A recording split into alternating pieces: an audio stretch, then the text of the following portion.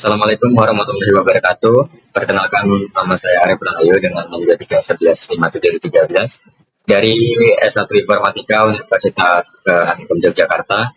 Di sini saya akan memaparkan sedikit kepemimpinan di dunia mahasiswa dengan tema menjawab tantangan, menjadi teladan, dan menciptakan bentuk yang nyata. Dengan dosen pengampu Dr. Andes Bambang Sudaryatno, MM. Oke, langsung aja. Pemaparan yang pertama itu ada kepemimpinan di dunia mahasiswa versus karir. Kenapa?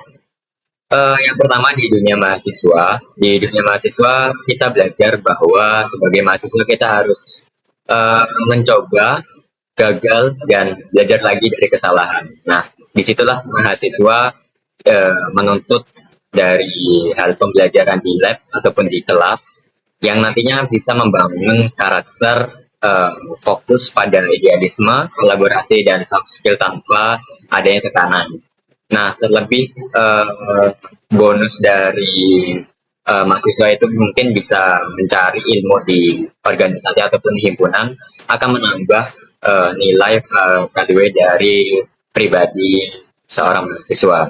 Nah, dari dunia mahasiswa tadi itu akan continue ke dalam karir masa depan, yang mana orientasi hasil dari seorang mahasiswa dalam kepemimpinan ini akan dituntut sebagai seorang yang profesionalitas, efisiensi, dan dampak yang strategis yang terukur, kemudian juga terstruktur. Kemudian ada tanggung jawab nyata, yang mana seorang mahasiswa ketika dia memulai karir di masa depan, dia bisa mengambil keputusan yang konsekuensi finansialnya itu beroperasional yang sangat besar. Karena di kampus mungkin dia sudah mencoba soal pembelajaran di kelas ataupun di lab, yang mana itu bisa berorientasi dan berdampak pada karir di masa depan. Jadi di kampus ataupun di organisasi, ketika menjadi mahasiswa, disitulah tempatnya dia belajar, tempatnya dia mencari kesalahan, dan kemudian di karir masa depan dia bisa menjadikan pembelajaran ataupun kesalahan yang dia sebagai mahasiswa itu bisa menjadi bekal ketika memulai karir di masa depan. Kemudian, siapa sih tokoh pilihanmu ketika ditanya sosok pemimpin yang inspiratif? Nah, di sini kan secara pribadi, saya sebagai seorang pemimpin yang paling mempengaruhi hidup saya adalah ya semua orang. Jadi saya tidak memiliki idola tunggal karena saya yakin dan percaya bahwa setiap orang yang saya temui adalah mentor sekaligus standar yang harus saya lampaui. Nah, ini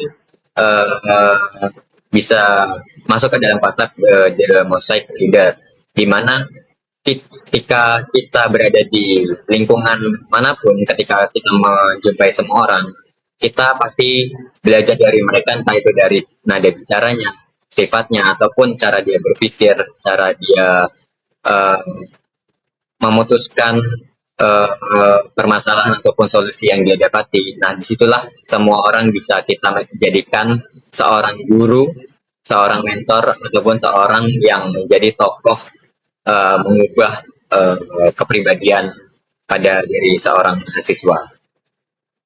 Kemudian pemimpin selalu terlihat. Di sini ada kita analogikan saja sebagai WiFi. Kenapa? Karena poin pertama tidak terlihat atau invisible, yaitu tidak perlu selalu tampil di panggung ataupun pencitraan. Kenapa? Karena kita sebagai pemimpin walaupun tidak terlihat di panggung, kita juga bisa mengendalikan semua orang tanpa kita langsung terlihat di depan publik. Kemudian poin yang kedua yaitu terasa dampaknya. Seperti WiFi, walaupun tidak terlihat, tapi kita bisa merasakan adanya sinyal dari WiFi tersebut. Nah, disinilah produktivitas tim tetap lancar walaupun tidak terlihat pemimpin di depan ataupun terlihat tersebut.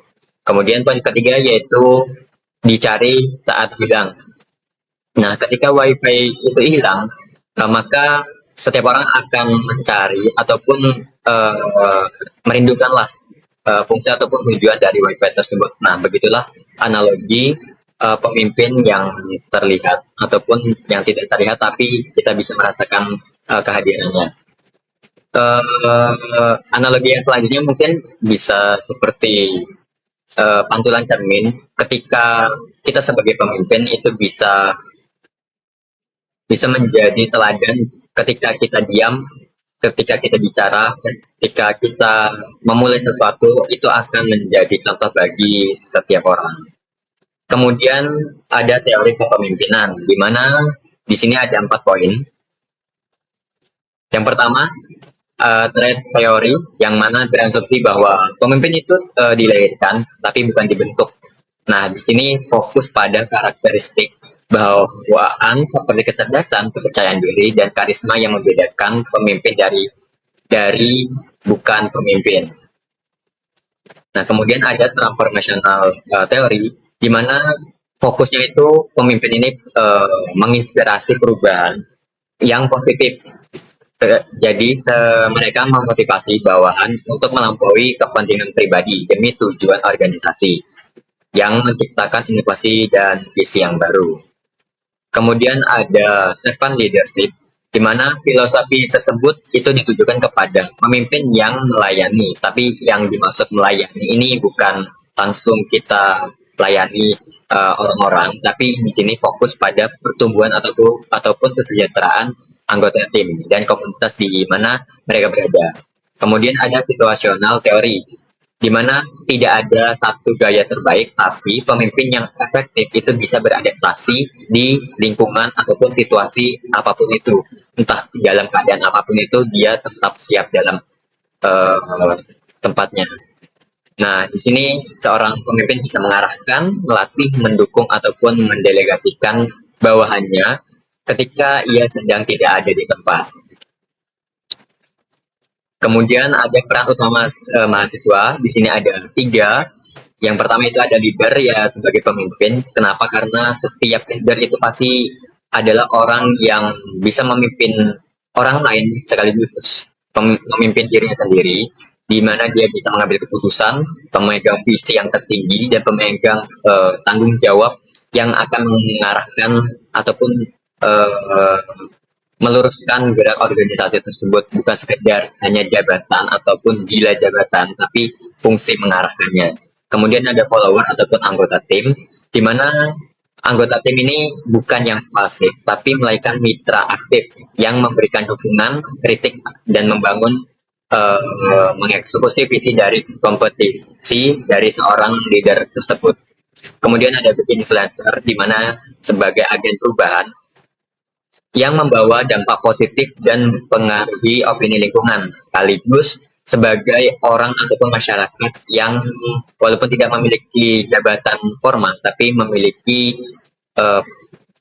gerakan ataupun sebagai orang yang merubah perubahan dari seorang pemimpin. Mungkin itu aja dari pemaparan saya. Sekian, terima kasih. Saya ucapkan wassalamualaikum warahmatullahi wabarakatuh.